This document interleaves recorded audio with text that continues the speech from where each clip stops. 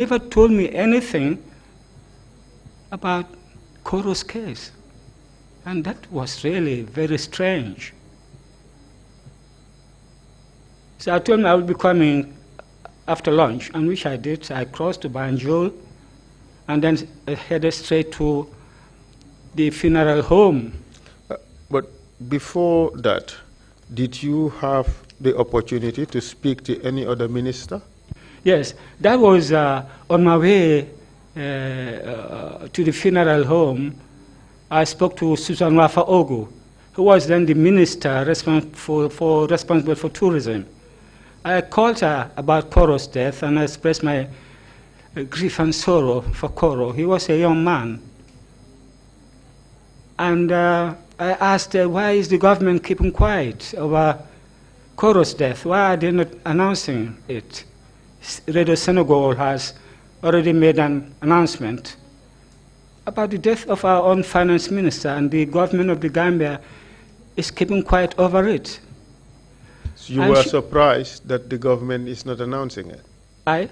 You were surprised that the government was not announcing it? I was devastated, not only surprised. It was a disgrace that Senegal would announce the death of our finance minister. And our own government, whom Koro was serving faithfully and sincerely, dies or is murdered and burnt, and nothing has been said by the government. And she told me that she spoke to Edward, and that it was like hitting your head against the wall. What do you mean by that? Can you explain that? That's the expression she gave, but later on I discovered what she meant when I spoke to Edward. Tell us about it. Yes. Now, when I spoke to Susan Wafa Ogu, I went to the funeral home, because it was after the funeral home I called Edward. So let's take this sequence. So when I got to the funeral home, Master Sise, Seni Sise, welcomed me and told me to sit down. And Who is Seni Sise? It's Koro's father, or... Yes, Koro's father. Koro's father. And he told me to sit down, Mr. Marong. So I expressed my sympathy to him, and I explained to Mr. Master Sise that Koro and I were the only civilians who sat in council. Yeah, council and cabinet. Cabinet is everybody, but council is soldiers and two civilians, the Attorney General and the Finance Minister. We were the two. And normally, Koro and I sat close to each other during council meetings. You know. And I told him that Koro's death must be investigated. As Attorney General, I'm giving you the promise that Koro's death will be investigated. At this stage, you expected that this was the natural course of events? There could be no other way. Proceed, please. Born out of human decency, definitely. There is no other way that Koro's death must be investigated, because I believe it ought to be investigated, because I was council member. And I want this to be investigated to know who were behind Koro's death, and not all council members. Well, sometimes friends can betray each other like they did to Gilo Caesar in Shakespeare's play, or Coriolanus in the Warrior of Corolla, one of these Shakespearean plays. Friends betray each other. But I want to make sure that I, as a friend, I will not be about or in a boat where we lay a conspiracy to kill Koro. I have no reason. Others may have reasons, but not me. And then, at this stage, this moment, yes. Did you have any suspicions as to what might have been the reason for his death, or the cause of his death? His death, I believe, is $35 million.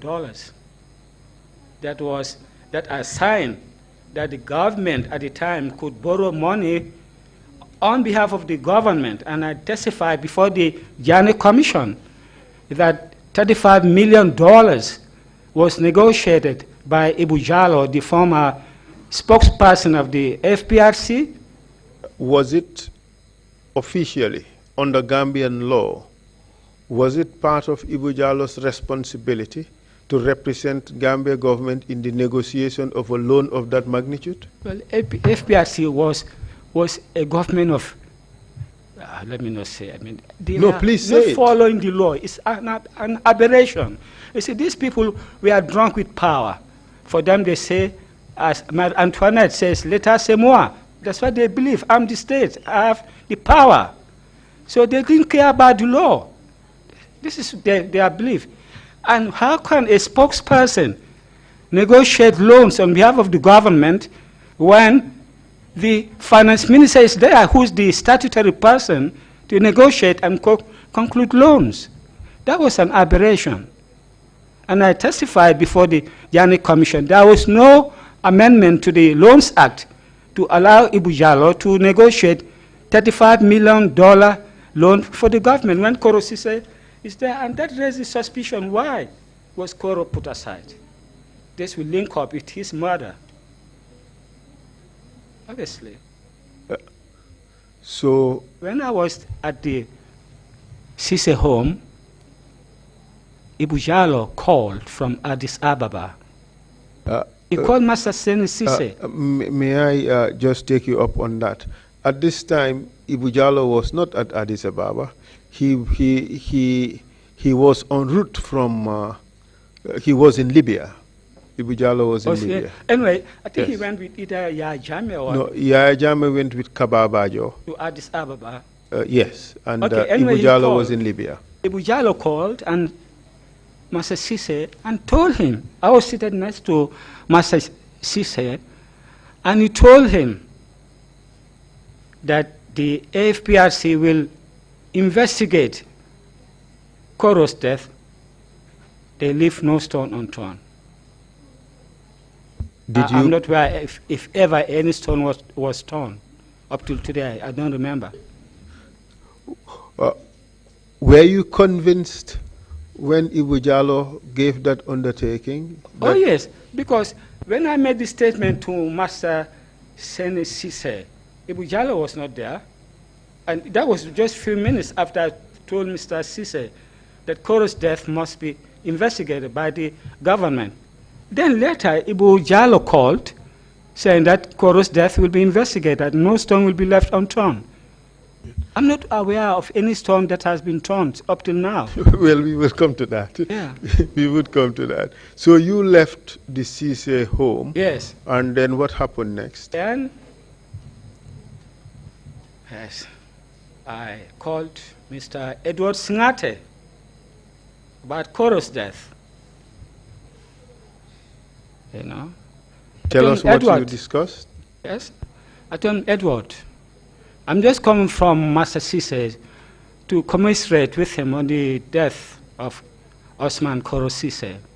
And what I heard from the Sise family, Koro's death was foul play. Yes. How did he react? Oh, yes. As soon as I mentioned that, there was a crescendo in his tone of his voice. His voice went up. And as I say it's murder, I said, no, I didn't say that.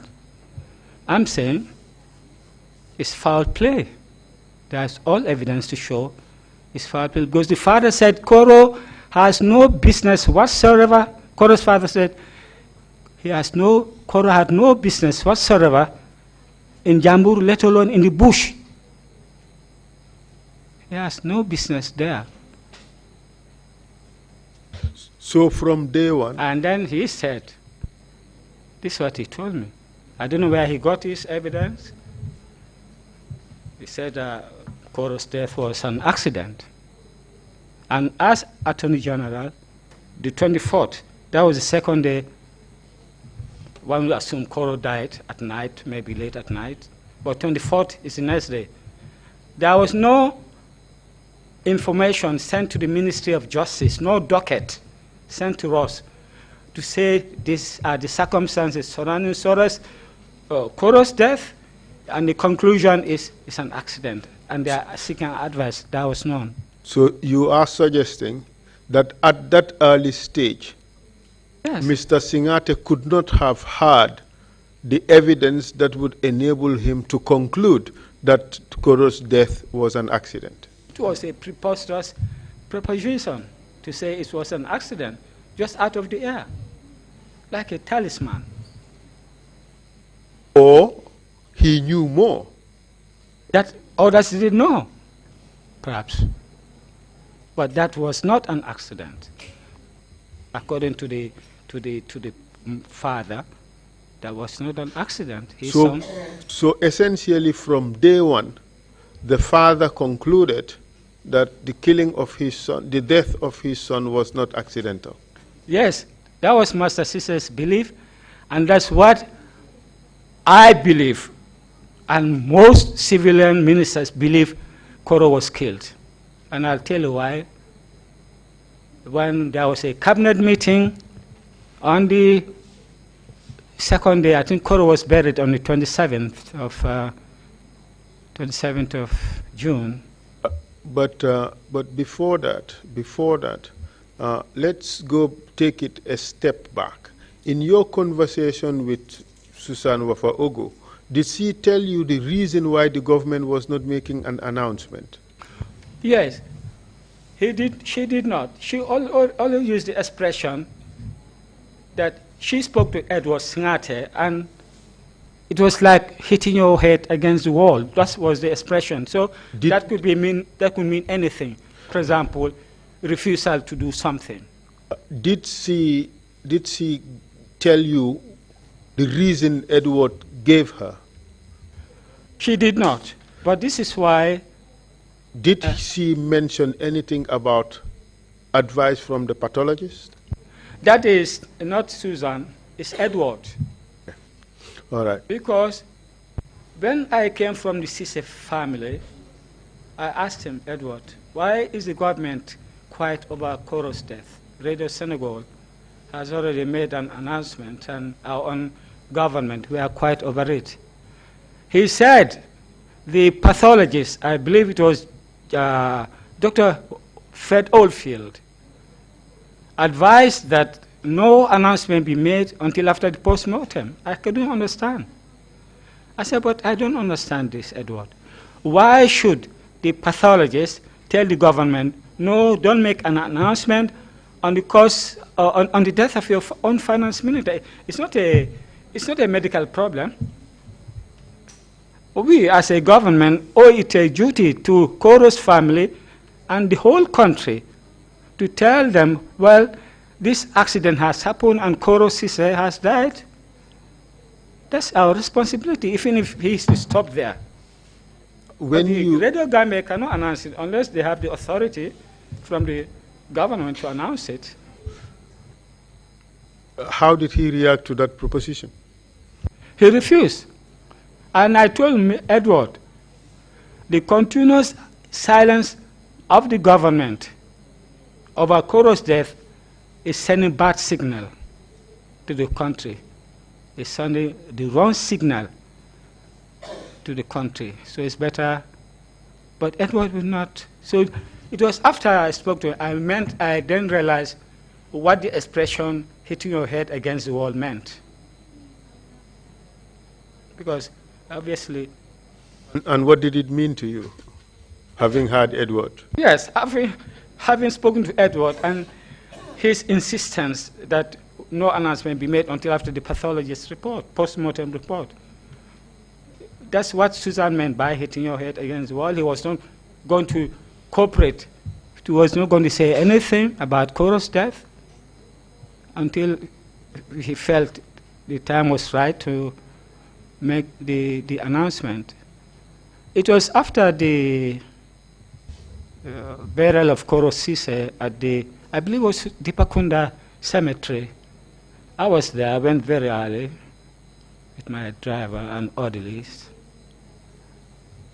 Edward met me there, came along with Yankuba Ture. Did you hear what people were saying during the Well, burial? the indictment was against the government. They ascended the council, particularly soldiers. They killed him. This is your body, your corpse. I mean, it was quite clear. I mean, really, if we are anybody knew that Koro's death is not a natural death. It was not natural, because how could Koro be seated in a Mercedes-Benz car? It's burning. Koro is sitting there alive, and he couldn't open the door and escape. Obviously, nobody will believe that. I believe that Koro was killed and was put there and lit up. Koro was a martial artist.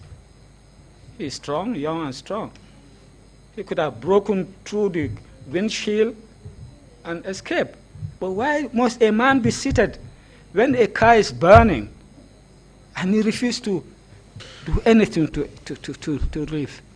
Was the matter discussed in cabinet? Koro's death? Yes. Not as an agenda item for the whole panoply of the ministers and council, the whole panoply to be seated. Say, today we are going to discuss nothing but the death, mysterious death of Koro Sise. Never. It was on the 27th, after the burial, we had a cabinet meeting, and there was this, I don't know, for want of better word, I wish I had the dictionary here, you know. Honestly, Edward, I was in cabinet, Yankuba Ture was there, Mr. Wada was there, former Secretary General, the late Mustafa Wada, the Cabinet Secretary, Tamsir Demambaye, was there, Susan Mafa Ogu was there, Aminata Fall, I think, of course, Balaji Hampa was also there at that meeting. And Edward struggled to make a eulogy, a tribute, pay a tribute to Usman Koro Sise. Less than 2 minutes. Why do you think he struggled? I think his struggling was born out of some constraint on his part. Guilt? Most likely, could be. But his tribute was not more than 2 minutes. I don't remember Yankuba Ture saying anything, but Edward asked if the civilian ministers, they have anything to contribute. We all shut our mouths and said nothing, because we knew what happened. Everybody. What did you know happened? Well, we suspected. Sorry. Tell us what you suspected. I, as Attorney General, I suspected that Koro's death was a clear case of murder. And I associated with the $35 million. Dollars, you said. Dollars. That was borrowed from the Exim Bank in Taipei by, negotiated by Ibu Jalo. And as Attorney General, even where I signed the agreement that yes, the FPRC is the government of the day, they can borrow money in the name of the country. I was surprised to hear on the BBC when Sadada was interviewed. That was the time I knew 35 million was paid to the government. I was lucky I left. At cabinet, it was never discussed. That 35 million was to be borrowed. No, it was never. This was negotiated by, it's Ibu Jalo who was the front man anyway. There was nothing laid before cabinet that a sum of $35 million was being negotiated with the Exim Bank in Taipei. And if these things are easily to be proven, the cabinet papers can be assessed. You can get them maybe from the archives. If there was any cabinet deliberations on the borrowing of the $35 million, it will be indicated. Tamsir Demambai was the secretary to cabinet. Dollars, you meant to say? Maybe the dollars is a very strong currency. Yes. So, Mr. Marong, how about on the return of Yaya Jammeh to the country? Was the death of Kurosisa discussed in cabinet? When he came, he also in cabinet made a passing statement on the death of Koro. He said, people are accusing council members sanctioning the death of Koro. And he said, why would council order the death of Koro? Because if he was not doing his job or if he was not satisfied with him, he would just simply terminate his appointment. That Koro was doing his business, with Quantum, and they appointed him as minister. I think he was formerly appointed permanent secretary, subsequently Minister of Finance. I met him in cabinet anyway. And he said, Edward said it was an accident. Jammeh? Jammeh said, act of God. Inconsistency. Yes. As a lawyer, what did that send to your mind? Well, it's telling. It's a telling statement. Because we all know what is an act of God. So I don't know what evidence they have to say it's an accident or it's an act of God. Koro died. Maybe his burning being unnatural, he might perhaps say it's an act of God. But Koro's death, all the civilian ministers believe Koro was killed. I don't know about the soldiers. Did you sense any form of sorrow on the part of the military members of the council? Never. Nothing. The Germans said zilch, nothing whatsoever. You see, Koro's case was never discussed. I mean, it was a non-issue at all, none whatsoever. Because if it was an issue, it was a case that would be constantly being brought before cabinet at all discussions. What do we do? What should we do about this? How do we go about it?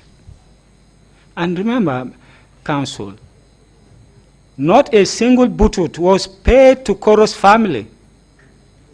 Nothing. So for Koro, it's a non-issue. If you don't bother about Koro, he died in an accident finish. Ordinarily, mysterious deaths of that nature, the Ministry of Justice may organize a coroner's inquest. Yes. Was a coroner's inquest organized? There was no coroner's inquest because the matter was never referred. His case was never referred to us to ask for a coroner's inquest. So you mean that the police never sent anything to the Ministry of Justice? Not a single piece of paper was sent to the ministry about Koro's death. The DPP at the time was Justice Kamba, and the vice was Fatubam Bensouda. Nothing was sent from the Interior Ministry to the Minister of Justice that, can you please, we are talking about possibility of an inquest into Koro's death. No docket was sent, nothing, no suspects. Were you aware of any investigations that was carried out by the police? Not to my knowledge. The DPP never told me. The Solicitor General never told me. We received no correspondence from the Interior Ministry that they were carrying out an investigation into Koro's death. We received testimony today from the then Minister of Interior, Lamin Kababajo. Yes. He described the lack of investigations or any successful investigations to some form of negligence on his part. Would you describe it as that, or you think it's more to it, there's more to it than that? It was not negligent. It was a willful refusal to investigate. And Yaya Jammeh told him in my presence, when I went to collect a fax number from Yajame to send an indictment to Sadauda Karabajawara after the commission finding, I think it's the Algali Commission, that we should send an indictment to Sadauda. He says he's got his fax number. He asked Mr. Wada. Of course, Mr. Wada told me, I don't have it. Even if he got it, he will never. I went to collect that fax number. Yajama was seated there in his usual dark glasses, beret, and military fatigues to get that fax number. Kababajo came in, and he came in. Yajama told him, regarding your investigations in the Koro's death, proceed with it quietly. Those are his very words. Proceed with it quietly. Kaba sat there. He didn't say yes or no. What did you understand Yaya Jammeh to mean from what he said and his gesticulations? I think what I conclude from that statement is that do nothing. Because if you do nothing, yeah, it's quiet. There's quietness or quiescence when nothing is done. I mean, if there is thunder and lightning, there's turbulence. But if you are not to do anything, it's quiet. So proceed with quietly, meaning do nothing. Because you have to call people you suspect. You have to get in touch with the police investigators, the CID, to investigate. I don't know whether at that time they have a forensics department, but the CID should have been investigating, going to the scene of the crime, look at the car, whether the burning was inside or it started from the engine and spread into the vehicle. What do you say to the suggestion by Lamin Kababajo that that event never occurred? He was never told by Yaya Jammeh. Yes, because... He was never told in your presence yes. To investigate or to proceed with that case quietly, as you put it. What he told me was, proceed with your investigations quietly. Kaba was there. He denied it. What do you say to that? Well, it's unfortunate. He's covering himself up or somebody. It's a cover-up. Because why would I come up with that type of statement, fabricate? You know? In fact, his denying it is not helpful to him. He should have said yes. He told me to proceed quietly, because in the end, nothing happened. Koro's case just went into thin air. So he could have said yes. He told me. So maybe he has an ulterior motive, maybe covering somebody up. But Kaba was there, and Jammeh told, those were his exact words. Proceed with your investigations quietly. He didn't tell me don't. But whether there was anything done about Koro's case, that evidence is now known to everybody. Nothing happened. In your view, was it just negligence on the part of Kaba, or was it a deliberate system failure to investigate?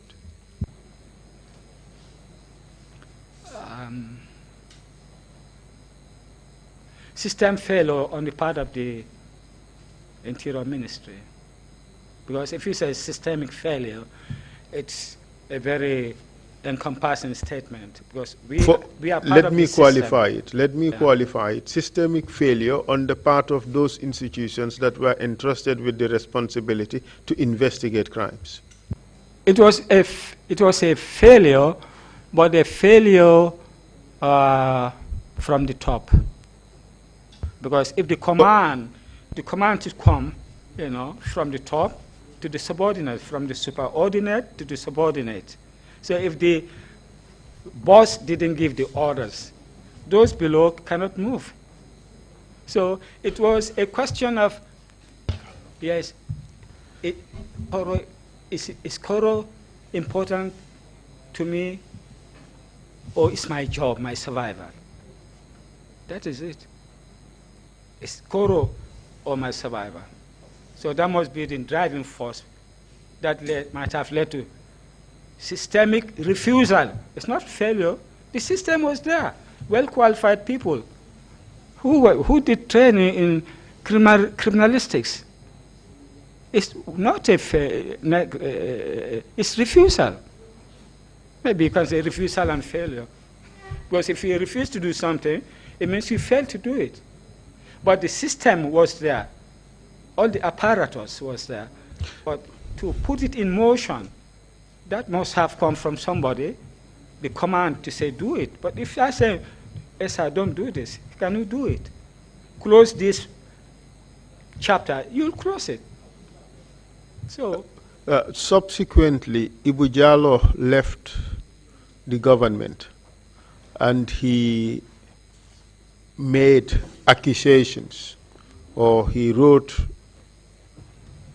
articles suggesting that Mr. Korosise was killed at the house of Yankuba Toure by Edward Singate and Yankuba Toure and some of their subordinates.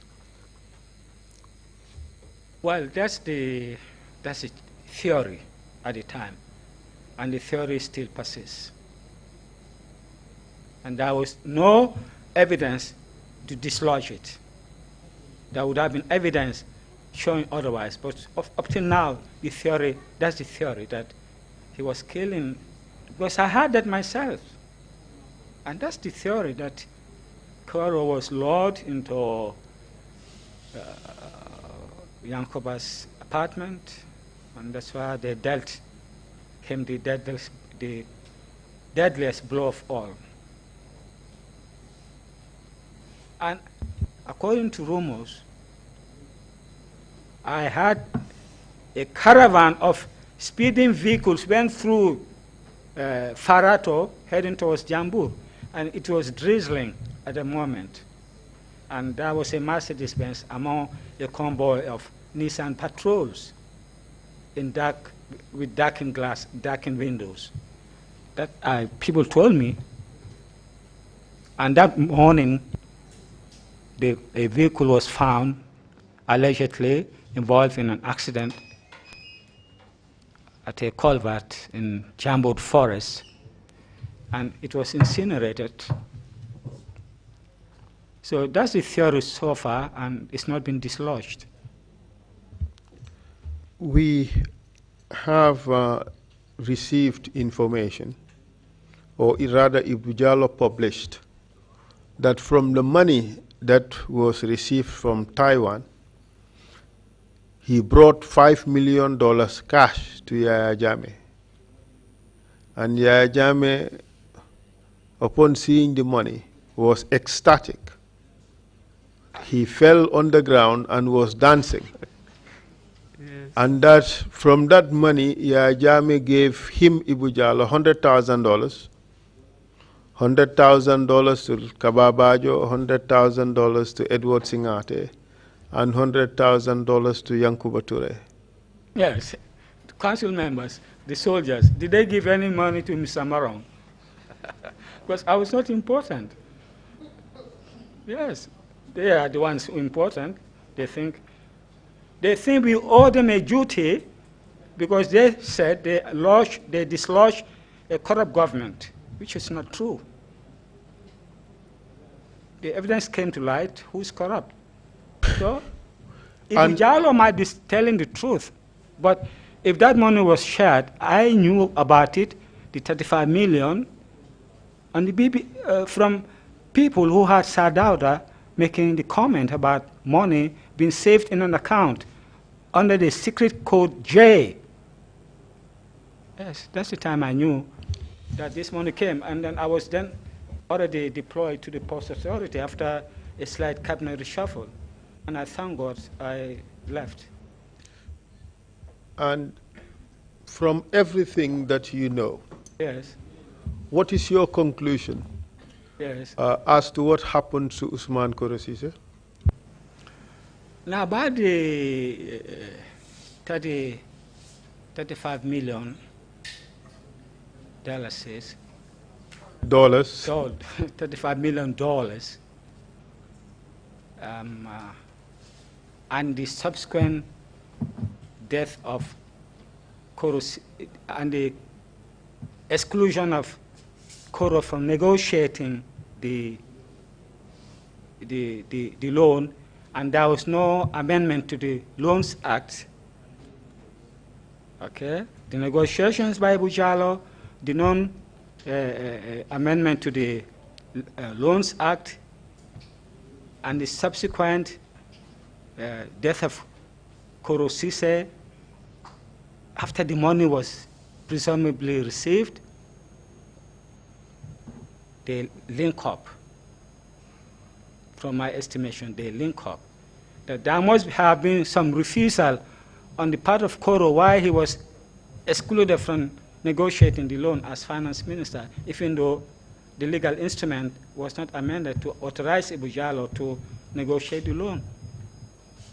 And as a result of that? So my conclusion is, as far as a reasonable man I am, and having studied criminology in the United States, my conclusion is Koro was killed. His body was put in the Mercedes-Benz in a vehicle, driven to Jambur to a culvert.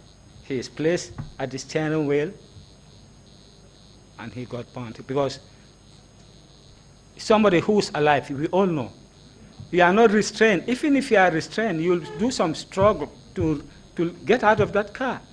But this man just sat there, the car is burning, and he was burnt out. He's alive.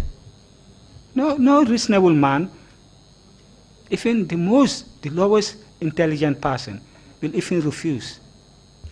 So essentially, you're suggesting instead of sacking him, they silenced him permanently. Maybe he was silenced. Silenced him permanently. And properly. He was not always silent, he was also properly silenced. That's what happened to Koro. Thank you very much, Mr. Marong. I have no further questions. Thank you. Thank you very much, Counsel, and thank you very much, Mr. Marong, thank you. For your testimony, and thank you also for agreeing to come to the commission. I want to say one thing, Commissioner.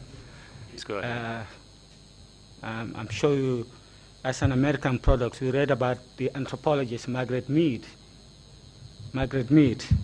He said, the only time evil prosper in society is when good men sit and fold their hands and do nothing. I'm not a good man, but I thought I have a moral obligation to come before this commission and tell you what I know post-assassination of Koro Sise. I thought I should come and share that information with you. So the ball is now in a court to separate the wheat from the chaff and draw your conclusions. But for me, Koro was my friend. He was friend to everybody in the cabinet. Koro was overwhelmed. Koro was totally overwhelmed. He was utterly betrayed. At the very moment when Koro realized that they are assaulting him to kill him, could you imagine how he would have felt? The betrayal.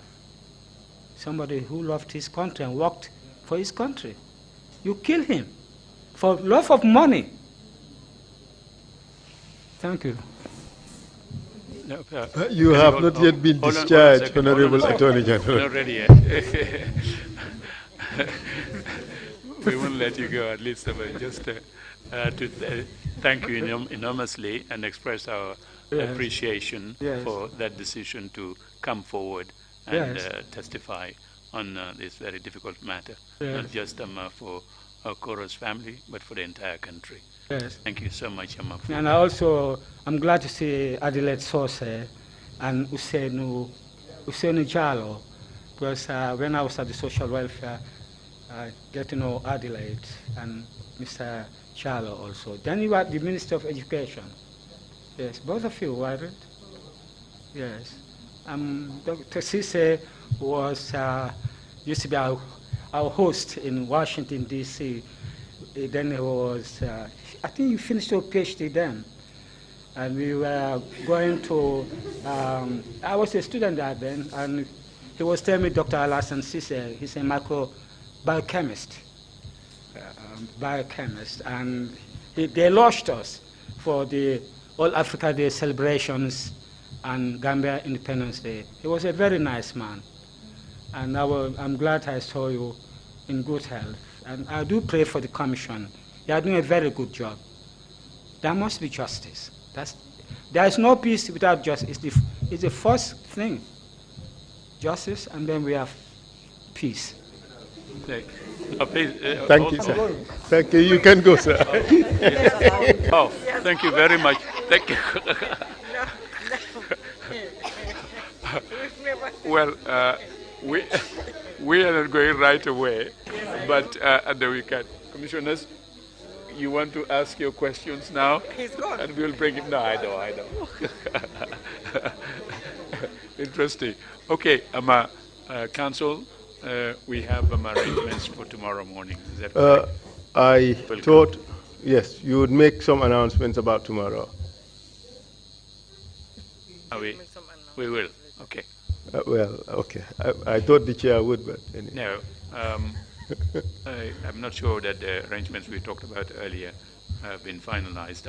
But if you do finalize it, then the announcement would be made as necessary. Absolutely. Thank you. Absolutely. So we'll wait for that. If there are no other points, we would meet tomorrow morning at 10 o'clock. Thank you very much. Meeting is adjourned. Oh. Let's go before he...